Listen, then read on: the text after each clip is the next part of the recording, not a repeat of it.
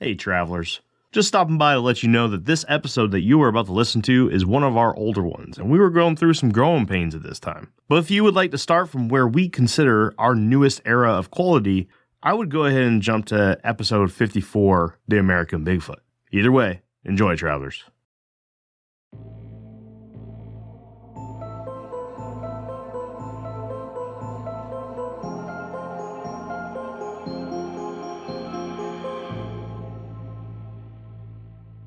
Welcome back to Infinite Rabbit Hole, everybody.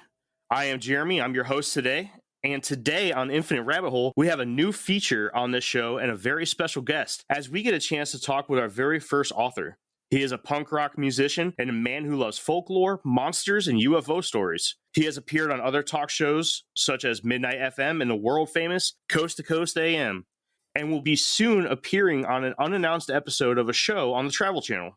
He is an explorer for the New York Bigfoot Society and a co-host for the radio show, and he is here today to chat with us about his newly released book, published by Beyond the Fray Publishing. The author of the Amazon best-selling American Cryptids, In Pursuit of the Elusive Creatures, I am extremely excited and honored to welcome the cryptopunkologist, Kenney W. Irish. Kenney, how's it going, man? Fantastic, Jeremy. How are you doing today? Happy Saturday. Hey, happy Saturday, man. Where are you at right now? You in New York?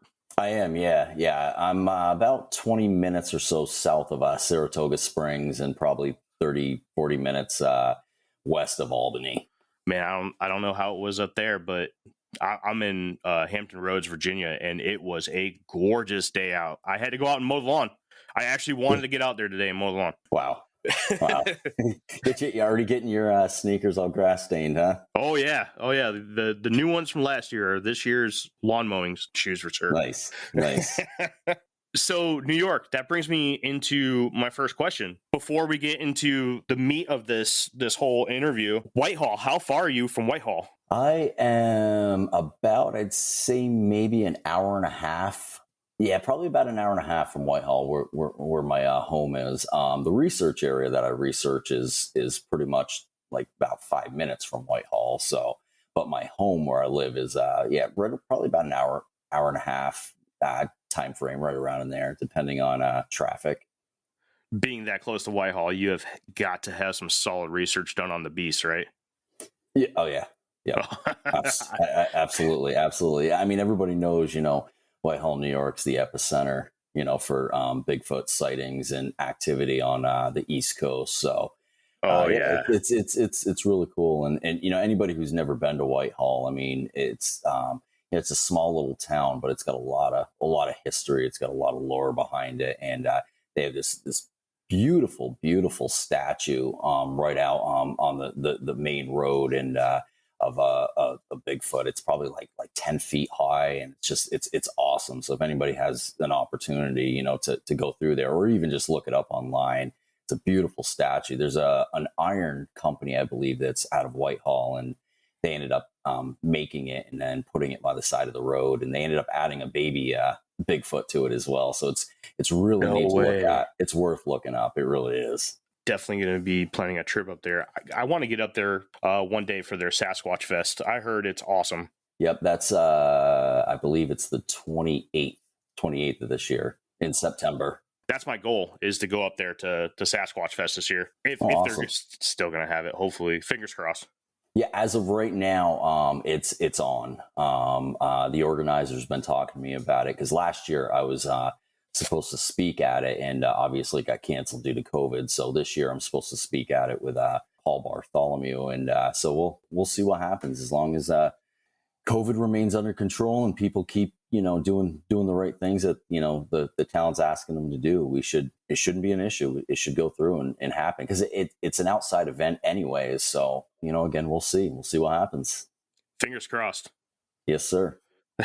All right, so let's talk about the reason why I have you here today. You just published a new book at the beginning of the month called American Cryptids, In Pursuit of the Elusive Creatures. As soon as I seen that you were advertising it on a few Facebook pages that I belong to, I believe that I saw it on the Cryptozoology Facebook page and then also on my buddy David Thundercloud's Facebook page. Okay, yeah. The Bigfoot United and Worldwide Facebook page. I was like, oh man, that's awesome. I got to get this. And I looked you up on Amazon, and there it is. I'm like, done. I just took a shot in the dark, and I was like, I wonder if this guy would come on and talk to me a little bit. And sure enough, you're a nice guy. To a degree. Well, I just want to start off by saying thank you. I really do appreciate you coming on here and talking to me about this fantastic book that you put out. And I'm excited to dive in because I've got questions, man. No, I absolutely. You know, again, you know, I appreciate any opportunity to come on and you know, get to know folks and everybody. So, you know, thanks for reaching out. I'm glad we were able to you know, get it all squared away and make it work. I love the format of this book. You know, I didn't do any research into it before I actually bought it. I didn't read the synopsis or anything. I saw American Cryptids. I know that you're obviously a fan of Bigfoot because you were on the Bigfoot United and Worldwide page. And I said, I'm going to get this book. So I opened it up and come to find out you did something pretty unique and really cool. You broke each chapter down by state. Every state in the United States has a small handful of cryptids that are talked about, and you were able to find something in all 50 states. I'm kind of embarrassed to say this, but I didn't realize that you had this format where you were putting one Bigfoot story into every state until about the 8th or 9th state. And I was like, is there a Bigfoot story in every one of them? I had to like look ahead. I was like, oh man, he threw a Bigfoot story in every one of them. And then I come to find out you named each chapter after that particular story about the Bigfoot. And I was like, I was so stoked. I had to jump ahead immediately to Hawaii. Sure.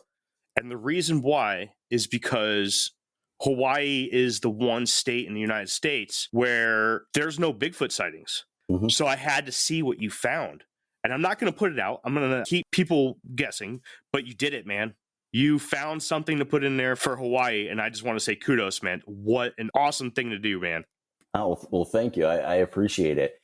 Yeah, I mean, the layout of the book and the format, you know, I've mentioned this to a lot of folks before. You know, when I started writing the book, I was just pretty much following along what all the greats have already done. You know, the Lauren Colemans, the Ken Gerhards, the Lyle Blackburns, you know, and I'm like, you know, I'm pretty much just kind of copying what they're doing. And it's like, I got to come up with something. And so what I mean by that, like, you know, the book originally started out like chapter 1, the Wendigo, chapter 2, the Chupacabra, you know, and just talking about, you know, the legendary creature. And I was just like, you know, I got to do something different. And so I was just brainstorming over and over and over. And I thought about it and I'm like, you know what if I add the like, say I'm talking about Mothman, why don't I add a little bit of, you know, history from, you know, the state and, you know, do something like that. And the more I thought about it and the more I put it together, I'm like, wait a minute, I got an idea. So that's how I came up with a format for each chapter, because you know, I just didn't want to do what everybody has already done. I wanted to be able to, you know, bring something, you know, different. And, you know, as an author, I'm the type of author where I feel like I'm kind of narrating my writings and publications. So I was like, you know, I want to take people on a trip. How do I take people on a trip? Pretty much through my crazy mind of cryptids and lore. How do I do this? And that's when I decided I'm like, all right, well, you know what? Why don't I do all 50 states? I know it's going to be a lot of work because there's a lot of fact checking that you have to do, but I also love history when it comes to states as well. And I'm a big fan of Native American lore, and that's really where I do a lot of my research is based off of, you know, their encounters and their history. So that's kind of how I came up with the format and the layout of the book.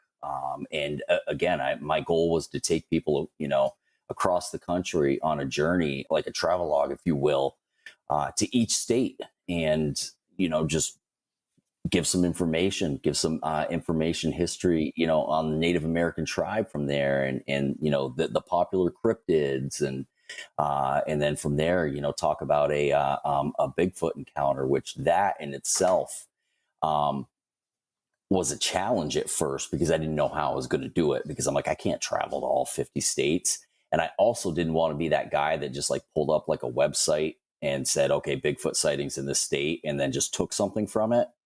So again, I wanted it to be original, and so I came up with a game plan to achieve a Sasquatch encounter from every state, and game plan worked out, and we ended up being successful in the end with it. What a win. That was definitely the right path, man. You definitely took me on a trip through every state in the United States, and you hit all 50 of them. I was so excited once I realized what you were doing with this that I had to just skip around, skip a couple chapters, go to a state that I lived in. Right. And I had to. I've lived in Connecticut, Florida, Illinois, Wisconsin, Maryland, and Virginia, and I had to read those first. I had to. Yeah. And I can tell you, anybody that does pick up this book, that's what they're going to do. They're going to go and they're going to go to the states that they've lived in, the states that they visited, where their spouse or their friends are from, because that's what I ended up doing too. I got a couple good buddies in the Navy who I was like, "Hey, where are you from?"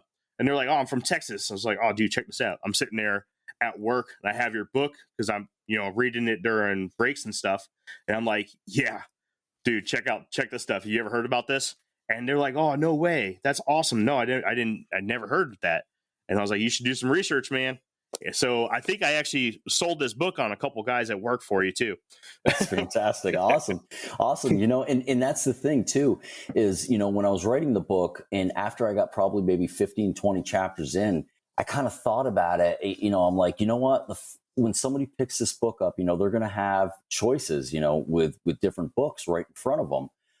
And what's going to make mine different from the one that's right next to it is, there's going to be something personalized in my book that maybe the book next to it's not going to have. And again, it's going to be some history on their state. Like I was born and raised in Vermont. So if I was grabbing the book, the first thing I'm going to do is I'm going to open up that book and I'm going to see, okay, did they give the Lake Champlain monster to Vermont or did they give it to New York? I'm going to look at the history and go, oh yeah, Green Mountain Coffee Roasters, Ben and Jerry's, all this. So it's like, I'm going to be able to relate to it. I'm going to kind of feel at home with it. I'm also going to feel like I'm part of the book. So, so that was, again, that wasn't initially, part of my plan. Again, my plan was just feeling like, taking people across the country. But then after, like 20 chapters in, I'm like, wow, you know what?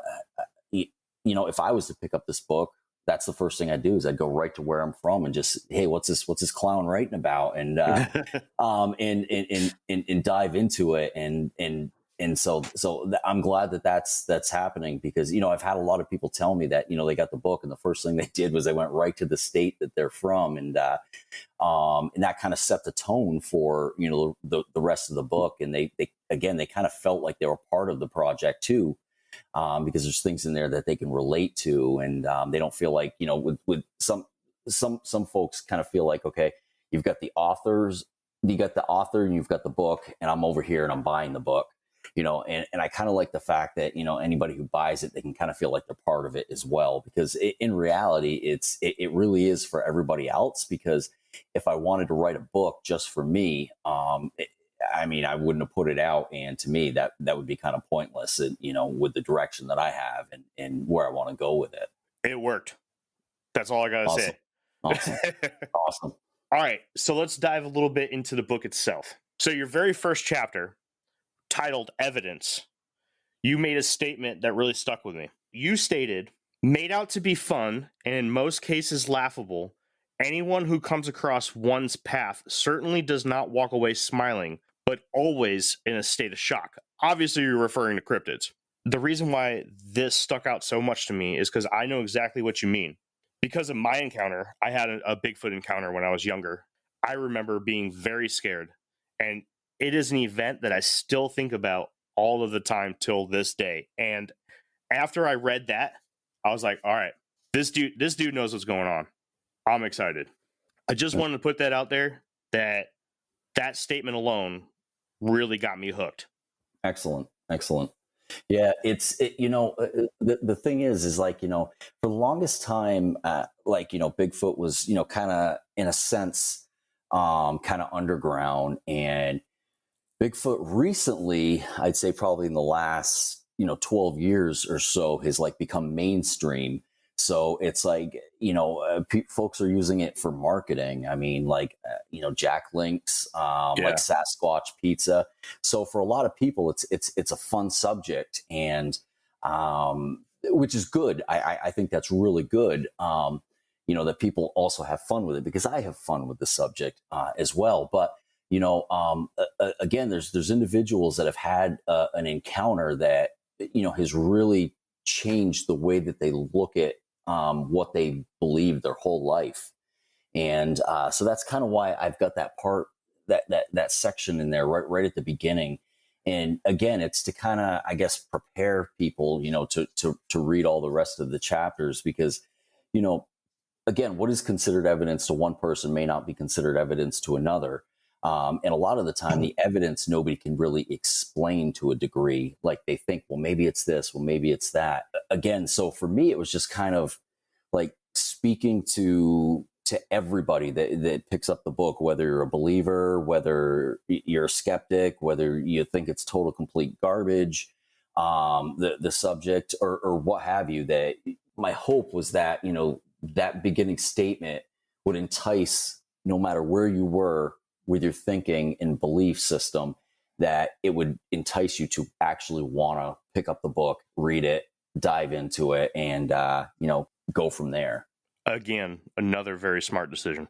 You're batting 1,000 with this book. Oh, thank you. Well, did I mention I also work in marketing in my day job? No, I didn't.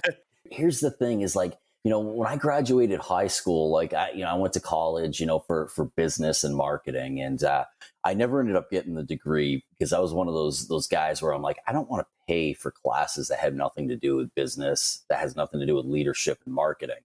So I never got the degree, but I've taken so many classes where I could literally have a bachelor's right now. That's part of my background, is like, marketing, what can you put out that's going to get people interested and want to be a part of what you're doing? In reality, that's really, really what it is. And every author does it, whether they realize it or not. Even the one that can't stand up and even publicly speak, but they're really good at writing. They're really marketing, in making somebody part of their project. And, and that's the whole thing for me is when I dived into this, I dived into it just like a regular guy. Like, how do I also write this as a human being? Not like an author and, somebody who speaks at events, just a regular writer guy where I can connect with people. And because again, that's the biggest thing for me is relationships and getting to know people. So again, that was one of the the passions behind it is again being a normal person writing it, and putting anything else aside and just going for it. Obviously, your two worlds, your author, being an author and then having that background, or the foreground in marketing, it just works, huh? It's like peanut butter and jelly. It is. It really is, and that's why. And the thing is, I've got, I've had people, give me a little bit of slack, and because I don't want to say slack, I guess a little bit of crap, just because I do post a lot and I do push my name, I do push the book, but it's part of it's because that's who I am. I played in bands for years and put out albums, and we were huge in Puerto Rico. Don't ask me how that came about, but and it's just part.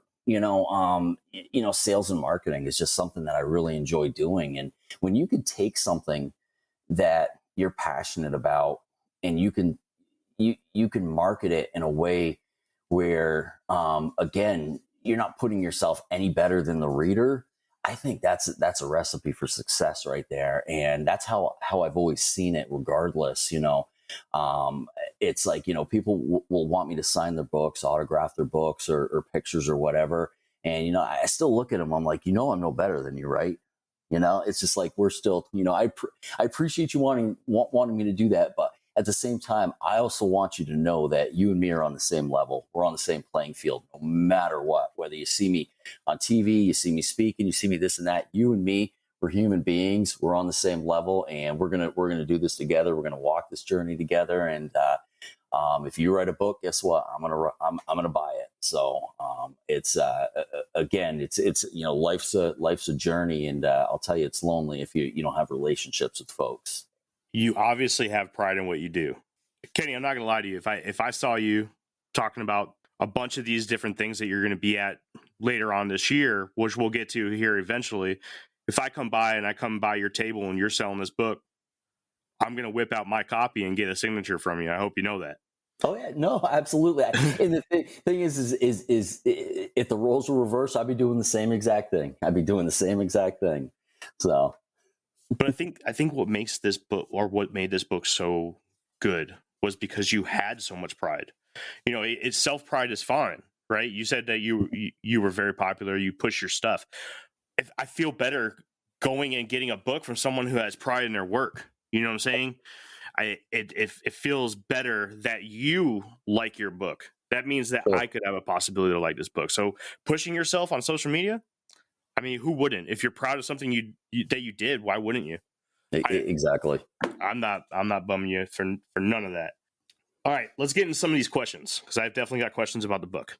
Good. All right, I'm ready. Also, in the first chapter, you stated that there are, on average, a total of about 400 encounters each year, yet many of these encounters go unreported due to the witnesses believing that they will fall victim to ridicule and embarrassment. So my question is to you. Now, I'm talking to the cryptozoologist, Kenny. Yes. All right. How many of these reported and unreported sightings do you believe are misidentification? Oh, geez. I'd say that there are probably, I know this is going to tick off some people, but there's probably 75% of them are probably misidentifications. And the reason I say it like that, and this is kind of my thinking behind it. How many times have you been in the mall walking through and you see that guy you went to high school with? You're like, I know that guy, and then you get about 10 feet from him and you're like, whoa, hold on, that's not him. It's like, how many times have you thought that you saw somebody in a climate controlled environment with all the lights in the world and you've still been wrong? Now let's think about an encounter that was literally 2 seconds long and from 50, 60 yards away in the woods, in a field, could be at night, lighting, depending on what's going on. I mean, I think that there's a lot of misidentifications. I really do. There are animals that, from a distance, depending on how they're standing, what they're doing, could really look like something. But at the same time, a lot of the encounters from the folks that I've talked to, they've said that it fits this description, but I can't tell you 100% that that's what it was. There's been some, again, that were adamant, hey, I saw this. I know exactly what this was. And so, for me, if somebody can say that, that's fantastic. I take both, encounters as very credible. But again, there's so many logical reasons why somebody could have seen what they saw, that, the more I talk to them, if they don't kind of go, they don't rule out any logical reasoning behind what they saw. Like if they're automatically, well, this is what I saw. And again, it wasn't like 5 feet from them, 10 feet from them. I mean, it was like 500 yards away. I don't know. It could definitely be a misidentification, but I really think that there's a lot of misidentifications. Not saying that the person, is crazy or can't see. I just want to put that disclaimer out there, but I think there's a lot of misidentifications. Your adrenaline gets going. There's a lot of things that can happen. And, again, not saying, anybody's a bad person or anything like that, but I think that there's a lot of misidentifications, in compared to, a lot of the sightings that are now getting reported. You're a solid dude, Kenny Irish. Just want to say that. Thank you. I really, really love that answer. And for tons of reasons. One, it tells me that you're not one of those people that will believe in everything. And that makes me appreciate you as a cryptozoologist and your book even more. I really do I like it when there's realism in the field of cryptozoology. I just guested on another podcast called the Shadow Band Podcast. The host there, he really let me express myself when it comes to cryptozoology, because he had me on as the cryptozoologist guest. I'm very, very amateur. I am as desk cryptozoologist as it comes. Join the club. Join the club. I told him that I eventually want to become known for is how I create this line between cryptids and urban legends. Because personally, in my own personal belief, and I apologize for getting onto myself here. No, not at all. This is a conversation. Oh, yeah. Is that I think that there needs to be a harder line set, because I really, really would love to see some real science done behind a creature such as Sasquatch. Mm-hmm. And I think that the whole field of cryptozoology really gets laughed at because the pool of cryptids is so diluted. You know, I'm not going to put any examples out there because every single cryptid out there has had somebody encounter it or had a witness, and I don't want to step on anybody's toes right now. Sure. So I'm not going to give any examples, but I mean, you're a cryptozoologist. You've heard them all. You know which ones that are probably less likely. I look at a cryptid and I say, is this biologically capable of being a creature? I'm not trying to put words in your mouth, Kenny, but from your answer there, I feel like we're more on the same wavelength. I mean, absolutely correct me if I'm wrong, but I really appreciate that. And I'm now extremely interested in a lot of this stuff that you have to say, which is crazy because I was already extremely interested in everything you had to say. well, you know, you said something, you alluded to something there, which is important. And I mention this all the time, and I say this all the time. You know, there's enough evidence out there to suggest that there's something going on. But unfortunately, this is a subject that has no accountability, meaning the example I always use, if somebody says to me, you know, black bears, you know, can turn their skin inside out during the summer to stay cool. Well, I can go down to my local library and find out that that's not true. Right.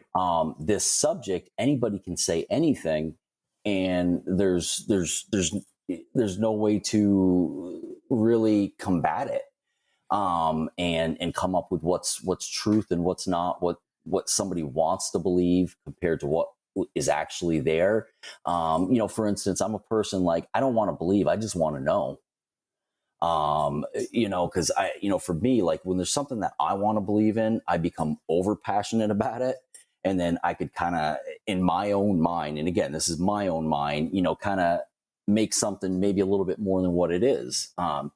But, you know, so again, I don't necessarily want to believe. I just want to know. And I'll tell people I'm a 90% of me is a skeptic. Or excuse me. Yeah, no. Wait, no, sorry, my math's wrong there. 90% of me wants to believe, and 90% or 10% of me is a skeptic. And I think, you know, I've had people get upset because of that. Well, then why do you do that? Well, it's like, well, first and foremost, I have a love for the subject. You can still not 100% believe in something and still research something, look into it, have a passion for it, and enjoy it.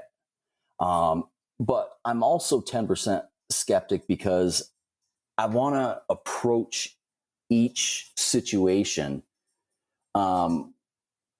with enough of an open mind to be able to say something isn't logical, or this is logic, this makes sense. And having enough of an open mind also allows you to have conversations with individuals that don't necessarily believe what you believe, or where you're at, or they believe in something. And so if you can have somewhat, you know, if you're not drawing hard lines in the sand, you can really learn a lot more. And again, when it comes to a subject, and I'm going to say it again, and I preach it, with zero accountability, we have to make sure that we watch our steps. We're careful what we're saying. Because what's going to eventually happen is there's answers are going to come out, and then we're going to have to answer to those answers. Yeah. if you will. Just last year, the government, finally admitted, hey, yes, FYI, there are UFOs. It's just like they finally like admitted it. I mean, they waited until there was a pandemic, so they could kind of hide it a little bit, and hey, yeah, there's UFOs. By the way, COVID's here, and it's killing people. So that's just kind of how the government releases things. But there's questions are going to get answered eventually, and there's some people out there right now that are doing some really good work, and folks that are part of the scientific world that are out there doing it right now, just kind of behind closed doors. And there's a reason for it. It's because they know that there's something there and there's something going on. So again, that's why I don't draw any hard lines in the sand, because I don't know. Plus also, if I say, okay, I know, well, then what's the point of even continuing on doing what I'm doing? True. In reality, it's about the mystery of it is what really pumps me up, in the what ifs. And I think that's what a lot of stories do for people, and that's kind of what kind of brings people in, like the not knowing and the what if. If that gets you excited, then you're going to be really disappointed when you get all the answers you want, and then there's nothing more to look for. Some people say that's kind of like that'll be just the beginning, but at that point in time, because I'm not a scientist, then I'll end up being kicked to the curb, and by the whole subject, and this whole subject will turn into all science. And right now, there's more mystery than there is science right now to it, and I think that's also what makes the subject popular. We are way behind. I've got a ton of questions for you. I got to get out, Kenny. Okay, sure, yeah, no, all right, I'm ready. So the Wampus cat. Mm-hmm. So this is a creature that I have read about in many books and online articles. You brought a different view on it when you introduced the Cherokee tribe, believing that they can shapeshift into a flesh-like human form. I've seen a lot of Wampus cat lore and everything out there. A lot of times it's just a large cat, it takes cattle and, does what predatory felines do. Do you think that this definition of the Wampus cat is similar, or may even be the same as other tribes would describe as a skinwalker? That's the thing, depending on which tribe, you're talking about, in regard to, usually, when it comes to, skinwalkers, a lot of folks will put them, kind of jumble them together with wolves. It's kind of hard to say, like there's no like real answer there, because, when you talk about, something being physical, but then when you talk about something also being spiritual, it kind of pulls them apart and makes them kind of different.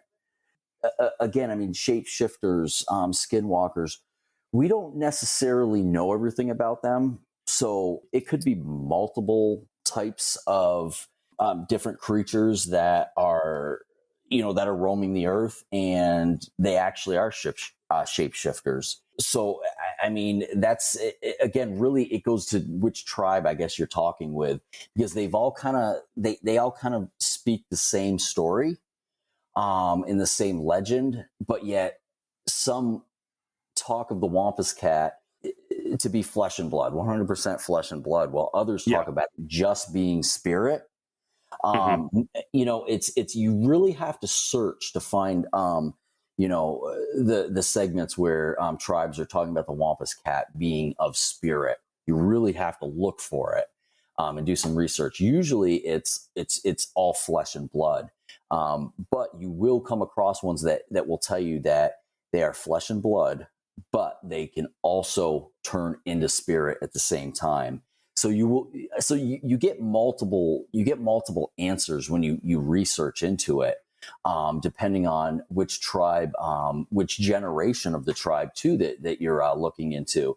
A lot of the time when you go further back, into the generation of a certain Native American tribe, 150 years ago, a lot of it was spirit. A lot of it was spirit animals and spirit figures that they spoke of. And then, as the years go by and the generations, then it's flesh and of spirit. So it really depends on, I guess, which tribe you're talking about. And, some people, don't like it when you say which generation, because they feel like you're stating that they're changing it as the generation goes. But if you read the history and you go back on it, you will see that the stories and the lore will change sometimes depending on, different tribes and different generations of tribes. Yeah, I think I was referring to, I can't, I don't know, I don't have the actual names, but the tribes that are in like Utah and New Mexico, the ones where the skinwalker is very prevalent.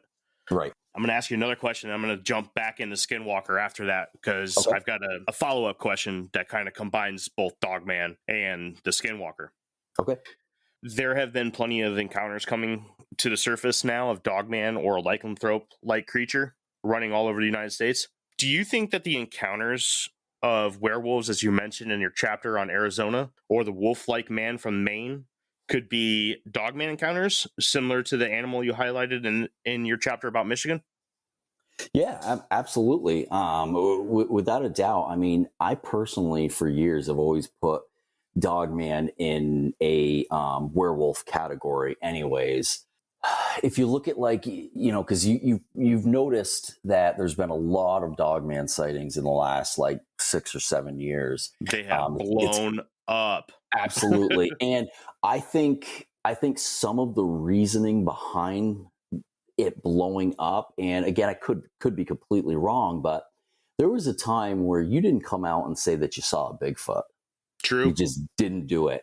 And then the show Finding Bigfoot came out, which I love. I love the show, and it made Sasquatch and Bigfoot mainstream, and it made it actually cool. So I think now that cryptids and monsters are considered cool, and it's kind of the thing to do, I think folks that encountered something that they saw as a Dogman type creature, I think they're coming out now and talking about it, because it's not as like before. I mean, you get hammered for it, coming out saying that you saw a monster. You're a complete nut job. But again, now it's cool to say that you had an encounter. Man, there's so many things. my mind's all over the place, Kenny. Trying to stay focused here. Yeah. Let's dive into maybe a possible connection between skinwalkers and dogmen, right? Okay. Look at the history of Dogman.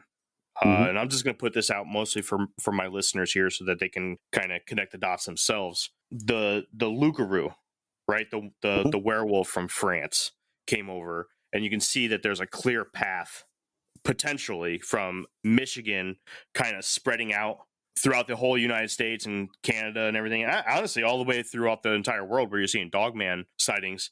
And then also from Louisiana out with the rougarou. Mm-hmm.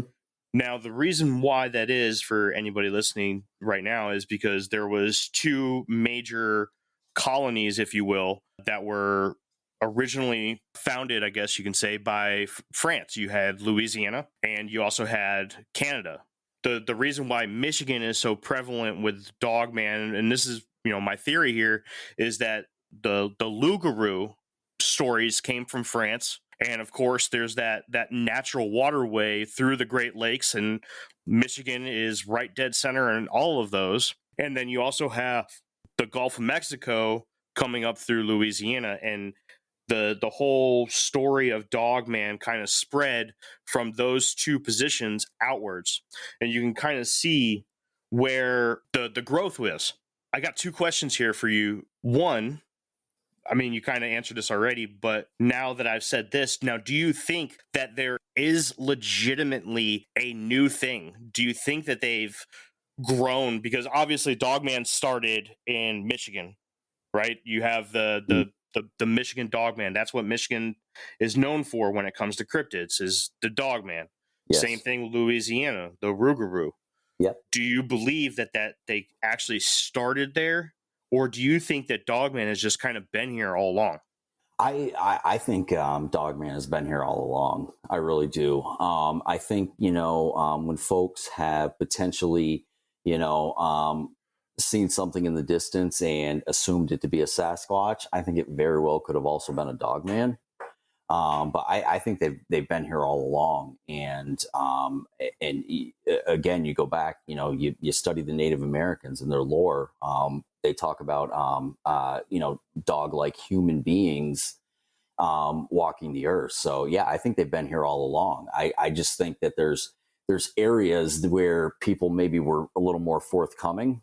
Like you think about Louisiana, and when you do any history on Louisiana, I mean, there's so much mystery surrounding that state, in regards to, witchcraft and voodoo and different things. So I think talking about a dog man in an environment of a state that is so open with witchcraft and different things happening, I think that's probably one of the reasons why so many sightings have been reported out of there. Is just it's a little more natural, I guess, for the environment.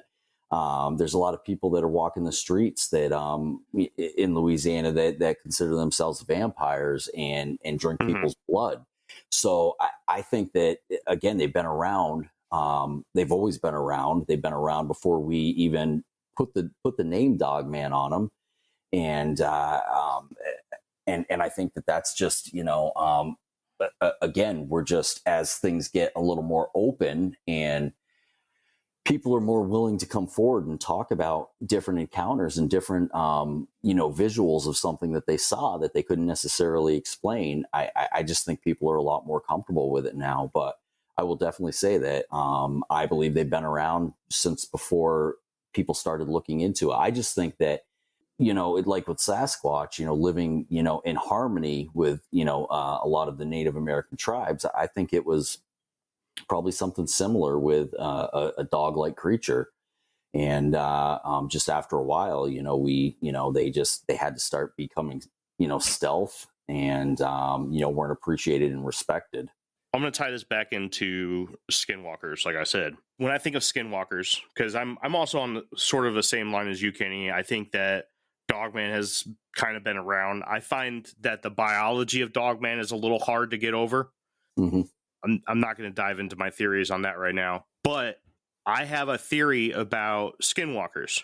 And I put this out there with all due respect to every person. I do not mean to step on anybody's toes or anybody's heritage, and I definitely don't mean any disrespect. When you hear the stories of skinwalkers, primarily skinwalkers shapeshift into wolves. That's what I hear a lot. Now, I know that they have the ability to shapeshift into almost anything that they damn well please. And this is where I want to say I'm sorry to anybody that takes this offensive, but let's talk about a primitive society such as a tribe from way, way, way back in time when they were originally creating these legends and these lores and these stories surrounding a shape-shifting human being that is able to shapeshift into a wolf or an upright walking dog. Mm-hmm. Do you think that a primitive human being looking at an upright walking dog, a lycanthrope, if you will, sees this and says, that thing is half man, half dog, and creates a story to go along with it, and now you have a shapeshifter because it looks like a canine and it looks like it could be mixed in with human being? I guess, Kenny, what my question is, do you believe that there's a clear-cut difference between a skinwalker and a lycanthrope? Or do you think that somehow they kind of got jumbled, or that they are the same thing? I guess my best answer on that is I don't know. I think that there is jumbling, without a doubt.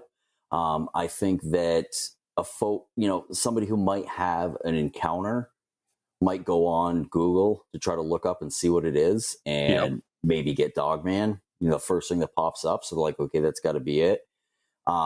They could go on and a skinwalker shapeshifter, type of being could pop up, and then that's what they go with. A lot of the time, I guess it really depends on the person who's going in and what they're looking up and what they're reaching out to. Me personally, again, I have no, I guess I have no theory on it.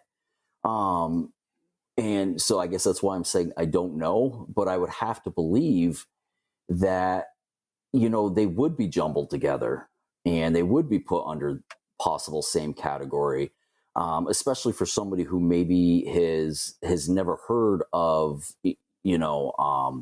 a dog man. They may have heard of werewolf, which I put werewolf and dog man under the same category.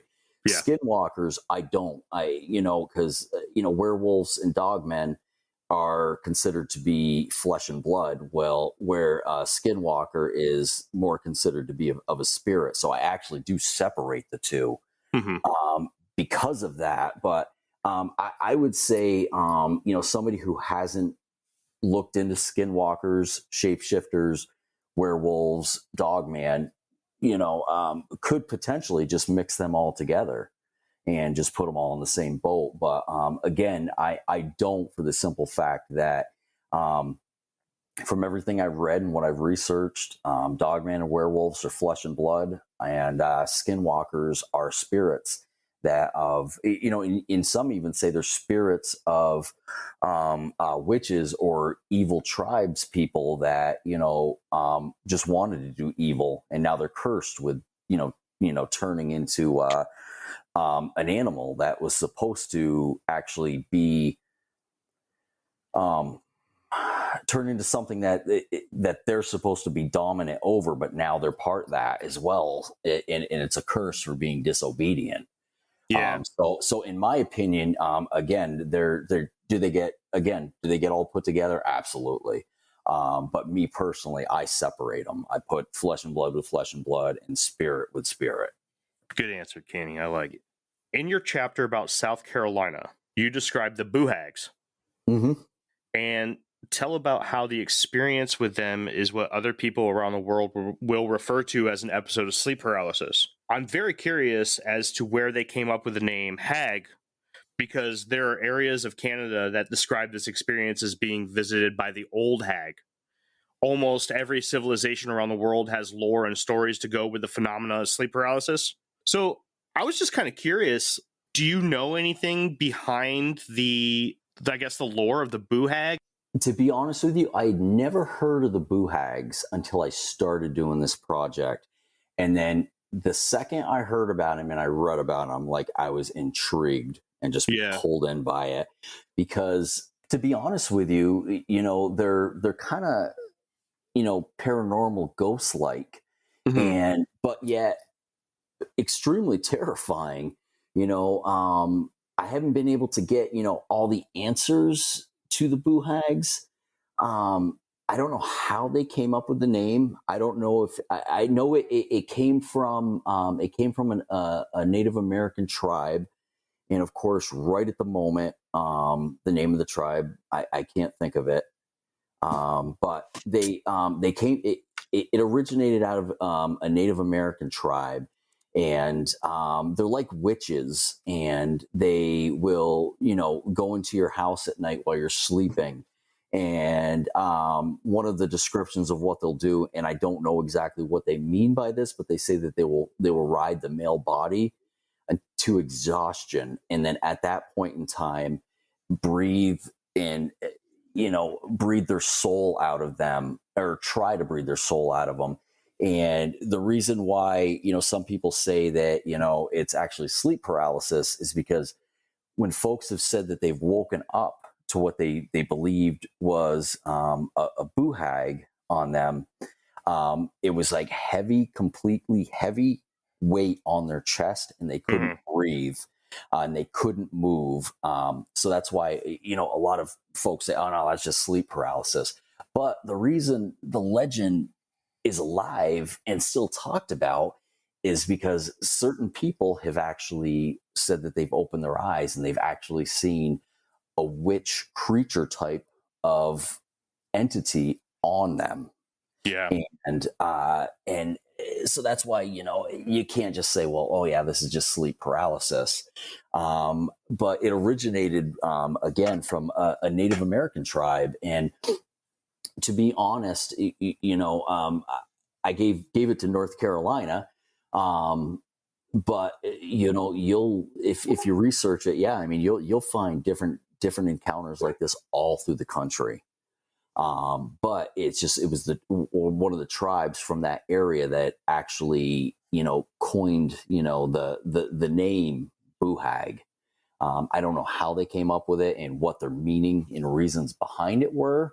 but that's where it came from. So one thing that I really want to do, right? This is, like I said before, Kenny, this is my own project. I love books. I love authors. This has been an absolute blast. So I've got a surprise question for you. All right, let's do it. The original story of the Wendigo is that, correct me if I'm wrong, but I believe it started with the Algonquin tribe in the northeast portion of the United States, and maybe even in Canada. And basically what a Wendigo was a human being that turned into a cannibal and was cast aside by the tribe and became this being that craved food so much, and its hunger never died, that every time it actually had a meal on human flesh, instead of feeding the hunger, the body grew bigger and bigger, and the hunger never went away. The nutrients that it was taking wasn't feeding its stomach, it was feeding its body, and its body was growing, but its stomach was staying empty. Nowadays, you see a completely different Wendigo creature. You see an upright walking agulate, right? A deer or an elk with a skull head or torn flesh all over its face, and it's got the antlers, and sometimes you see these long claws on its hands, and you have the ankle hocks, sort of like how a dogman would stand up, with the knee looks like it's bending backwards. You see some really, really strange stuff. How did the story go from it being a cannibalistic human being to this upright walking agulate? Yeah. I I don't know. And I hate to say it, and I hate to leave it on that, but I'm also one of those guys where if I don't know, I'm not going to try to come up with a cool sounding answer. Hey everybody, bear with us while we take this quick break. You're not a bullshitter, Kenny. No way. I'm not sure. And the thing is like, when they talk about Wendigo too, it's, they're considered to be all over the place now. Where when you look back at the lore of where it came from, it's one person. Yeah. But, so if you look at, again, you look more into it where, they say how, some have, been forced to become a cannibal because of a certain situation, maybe, being hungry and with a friend, and then something happens and they still have to eat. And then now they're cursed, due to it, and they become a Wendigo. There's many different stories that are out there. But yeah, it's definitely it's probably one of the most terrifying legends that I've come across. And out of anything that if I ever came across anything in the woods, I'd rather come across a dogman in the woods than a Wendigo. Yeah, absolutely. Yeah, so I mean, I think that the desire to eat human flesh was, it was, because some folks, said that it's just it's a mental, it's a mental defect. And there's usually something wrong with the individual, but, again, everything I've read up on, it's even considered to be considered like a mythical creature. And some people put mythical and spiritual, all in the same boat. And again, there's so many, depending on what you read, it will take you in different directions. And, it's again, I'm not afraid to say, I don't know. I can't give an answer where I'm actually feeling confident about giving it. Because depending on what you read, it's different. It can be very different of how Wendigo came about. And there's multiple different stories, but the one thing that remains true is anybody that became a cannibal, or any type of individual that was seen as a Wendigo. ended up getting possessed by something after they ate human flesh. That's the one thing that remains the same in all these stories. Yeah. So I guess that's the only thing that I can actually say, that they're regardless of where it's spotted, what part of the country, what part of the world, it's the unsatisfiable spirit that just I've also heard too, and that one of the reasons that they'll eat the flesh too is that they'll get the energy from the body, and it'll help them continue to live and bring energy to their spirit. So again, there's so many different ways that you can approach the Wendigo, and I don't know. I got a lot. This is the thing. I've got a lot of knowledge on the Wendigo, but no actual facts, if you will. No problem, man. I don't think anybody does, to be honest with you. It's a tough subject, and it's a tough question. That's what it was meant to be. Yeah. I was just kind of picking the brain of a cryptozoologist and seeing what your opinion was on it. Kenny, I got one more question. I need to know, where did you get the idea to write this book? I want to know, where did Kenney the cryptozoologist, the cryptopunkologist, where did he come from? Everything came from a mind of a child growing up loving monsters, loving Godzilla, loving King Kong, the Wolfman, Frankenstein, and just the imagination behind it and the mystery behind all of it, just staying with me as a young child, and as I grew up, just continuing to love the subject of anything monsters. Like I had never even heard of the word cryptid, or even heard of cryptozoology for years. It was just growing up in northern Vermont near Lake Champlain, and having a love for the thought of a Godzilla type creature living in the lake near where I lived. And that just kind of stuck with me. And when I couldn't be reading a book that had to do with some type of monster or creature, if I couldn't be watching a movie or a TV, I remember sitting in my room one time and just drawing pictures of monsters, and then from there writing stories to go along with it. And that's kind of, I guess, how it kind of got rolling on the writing aspect of it. I did that when I couldn't watch TV. I couldn't be watching a movie. I was just in my room and wanted to continue the imagination that I had going. And just, I even remember as a young kid, like role playing, like, King Kong parts in the movie, it's like, Yeah.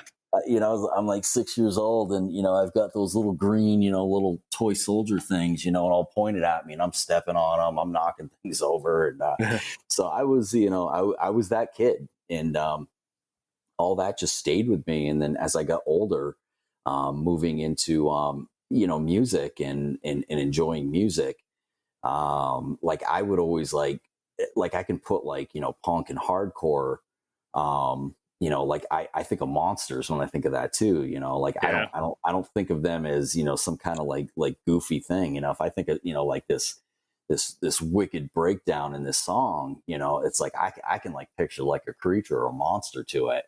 And so, as years went on, I just loved the subject, and I loved music. And that's actually how, we came up with the nickname, the Cryptopunkologist, taking two of my biggest passions and putting them together. I love it. Kenny. Yes. This has been a wild ride, man. Well, thank you. I really thoroughly enjoy your book. I just put in to the cart on my Amazon your kids book. Okay, my kids, awesome. my kids are also very into cryptids as well, especially my 10-year-old little girl. I have a couple Bigfoot encounter books that she reads through But for anybody else that's interested, he has another book that came out January 15th, 2020, called Stanley Riker and the Bigfoot Runaround. It's a kid's book about a third grader named Stanley Riker, who goes to camp and finds out that the camp has been shut down due to Bigfoot sightings, and they go on an adventure to try to capture the beast. I know that I'm going to read it too. I'm not going to lie to you, Kenny. well, no, and that's the thing. I was a grown man who wrote it because you know what? I remember back when I was in third grade and like the world was magical, and so I like going back to third grade, and that's the thing is with that book, there's so many books out there right now, but not for the age group of 5 to 10, and it's just it's a fun book. I had a lot of fun writing it, and the characters, are very alive, if you will, and very much at the third grade level of thinking. But they're a little bit crazier because they still have that, the world is a magical place, and we got to save it. So it's actually a follow-up to a book that I released with a different publisher back in 2014 called Kevin and the Upside Down Halloween. Had a falling out with that publisher. So that book isn't in print anymore, but it is in the process of being rebranded and, possibly being re-released in 2022, which is I'm really, really excited about. And Stanley Riker and the Bigfoot Runaround is actually the rebranding of the characters. Really? So it's actually a series. So I mean I'm excited about it, bringing it back around, and it did well the first time around, but it was also for a different. It was like a different audience at that time, and it's like you can definitely bring anything Halloween back around into any subject, and people will enjoy it. But Stanley Riker and the Bigfoot Runaround, I love it. I've been able to do Skype classes, Skype meetings with classes and for young kids, and I've had classrooms read it in their for their classroom, and all the kids write me letters and asking questions. So it's great. It's to be able to write in a way where young adults and adults can enjoy your publications, as well as the younger generation, the younger kids can get right into it and read it and enjoy it as well. That's awesome. I can't wait. My daughter was enthralled to see that. She's going to be bothered. I just got to run it through, the big boss in the house, my wife, real quick. Yeah. And as soon as I do, it's going to be here in 2 days, and I'm probably going to sneak the read before my daughter does, but because she'll be at school, and awesome. I'll get to read it first. Remember, reviews, man. I always tell people too, writing a review is actually just as important as actually buying the book, because that gives the author a lot of feedback on what folks think, and it's so the review. I mean, one way that you can support an author is to review their book. It's Absolutely. It's a huge thing to any author. I think I wrote my review for your book on Amazon 2 or 3 days ago, but it said that it was going to take a couple days to review. Yeah. I signed it at the bottom IRH, so you'll know which one it is. Oh, okay. Awesome. Infinite Rabbit Hole. But yeah, so if anybody listening to this wants to pick up this book, the name of the book again is American Cryptids: In Pursuit of the Elusive Creatures. Do Kenny a favor, write a review for him. You're also on Goodreads too, right? It should be, yeah. Leave a review on Amazon.com or Goodreads or anywhere else that you find this book. But before I let you go, Kenny, I just want to let everybody know that you're going to be quite the traveler here coming up very soon, and that they actually have a lot of opportunities to come meet you in person.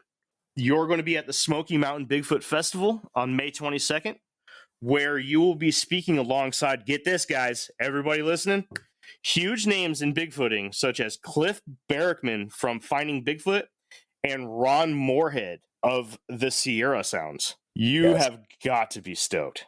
I am. I'm psyched. I'm a huge fan of both. And Cliff has a a Bigfoot museum in the state he lives in, and he Yeah. sells my books out of there. So it'll be nice to be able to meet him. I think he's brilliant.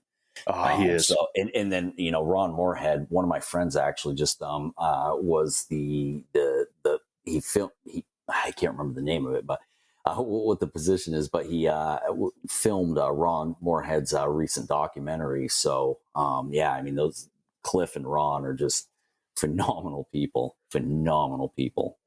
What I wouldn't give to be in your shoes, man. Oh, I'm excited. So jealous. But yeah, so if anybody wants to go check out this awesome Bigfoot festival, it's in Tennessee, right? Yeah. Townsend, Tennessee. Townsend, Tennessee, May 22nd. Check them out. Bring your book. Get a nice, fresh autograph on your American Cryptids signed by Kenney Irish. A couple other places that you can find him this year. He's going to be at the Lake Champlain Monster Day Festival. That's pretty much a home trip for you, right? It is for the most part. Yeah, it's about a little over 2 hours away. That one, and then also the Sasquatch Fest in Whitehall, which we talked about earlier. Yep. And then you're also going to be at DeadCon in Fort Wayne, Indiana, and CryptidCon in Lexington, Kentucky. Yep. Yeah. And DeadCon's it's a variety of stars are going to be there. Like, if anybody was ever into like the Friday the 13th movies, they're going to have like 3 guys there that played Jason Voorhees. There's going to be so many different people there. I mean, Ken Gerhard, cryptozoologist, he's going to be there. The bass player, I believe, of Megadeth is going to be there. All kinds of big stars are going to be there. So if anybody's able to get out in the Fort Wayne area, it's going to be a phenomenal event. It's going to be awesome. I've also even heard that Alice Cooper may end up being there. So I'm pretty excited about that. And then CryptidCon, as of right now, some of the other people that are going to be there speaking alongside me is going to be Cliff Brackman's going to be there. Bobo is going to be there. All four of them from Finding Bigfoot are going to be there. So man, they just announced that. So they're going to be announcing their next lineup of speakers. And I'll be in the next lineup of speakers because I just literally this week got booked there. So so it's going to be a good time. The Sasquatch Festival in Whitehall is going to be awesome. I know Paul Bartholomew, who is the head guy for Sasquatch in Whitehall, New York. He's got some books out. He's going to be speaking that day, and Paul's actually going to be at the Lake Champlain Monster Day Festival with me as well. So. And then there's going to be a couple filmmakers that just released some different documentaries that are going to be at the Lake Champlain Day Festival as well. So I've got some other conferences and festivals that are in the works that are being talked about right now. And if all goes through, we'll definitely be updating them on the website. And I mean, anybody who's at any one of these, please come up and talk to me, say hi to me. Again, I'm a people person, so I love to get to know people. Please let him know that you heard about his appearances on Infinite Rabbit Hole. Yes, please do. Thank you very much. I'm going to open the floor up to you. I want you to let everybody know where they can find you. I want your website, your Twitter handle, your Facebook, anything, publisher, whatever you want to do. Shout outs. It's all yours for as long as you want. So the best way to follow me and get in contact with me, there's multiple venues, ways that you can go, different social media. So one of them is my website, which is kwirish.com or thecryptopunkologist.com. One or the other will bring you right to my website. On there, you'll be able to see all the events that I'm going to be at, as well as some other links, media, news. Another way is to follow me on Facebook.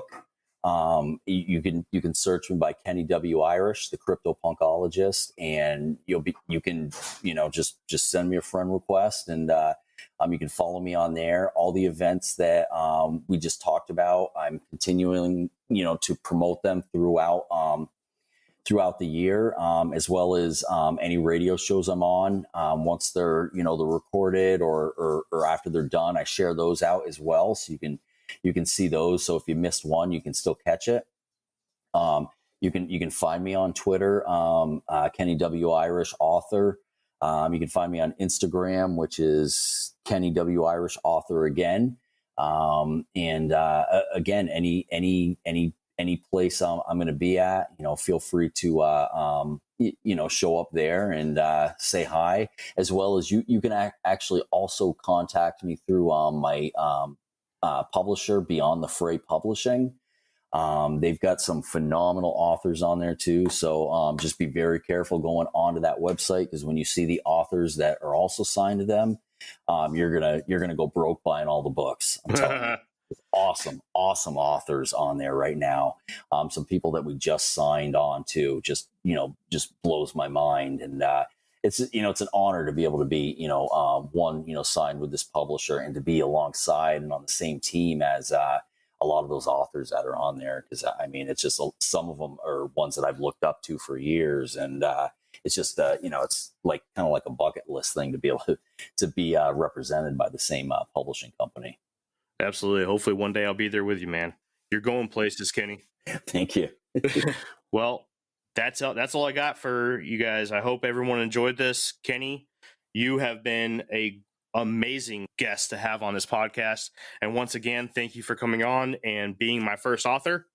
And hopefully sometime in the future, we'll have you back on to come and talk to us about your research with the New York Bigfoot Society. Yeah, absolutely. I'd be happy to. Yeah, next time, what we can do is we can have myself and the actual leader and founder of the group, who is just a load of information and just awesome guy. He's done a lot of great things. He's been on like a lot of different TV shows, like America's Book of Secrets, Sasquatch Planet, and just awesome guy. Every time I talk to him, I learn something new. Just phenomenal. You heard it here first, everybody. Well, Kenney, one more time. He is the author of American Cryptids in Pursuit of Elusive Creatures. You can find it on Amazon.com. It's an amazing book. I recommend it to anybody that wants to dip their toes into the world of cryptozoology. Kenney W Irish, everybody. Thanks again, and we'll see you next time down the Infinite Rabbit Hole. Hey, everyone. Thank you for joining us on this episode of Infinite Rabbit Hole. If you'd like to reach out to us, you can do so at infiniterabbithole@gmail.com. Follow us at facebook.com/infiniterabbithole. Follow us on Twitter at twitter.com/infiniterh. Follow us on Instagram at infinite_rabbit_hole. We're always looking for someone that has a story to share. So if you feel like you've experienced a strange encounter with something that you can't explain, reach out to us. Let us know. Come on, have a good time, tell your story. And if for some reason you don't want to show up on a podcast, send us a letter in our email in a format that we can read to the fans, and we'll be more than happy to read it to everybody. Well, that's all for this episode. We'll see you next time down the Infinite Rabbit Hole.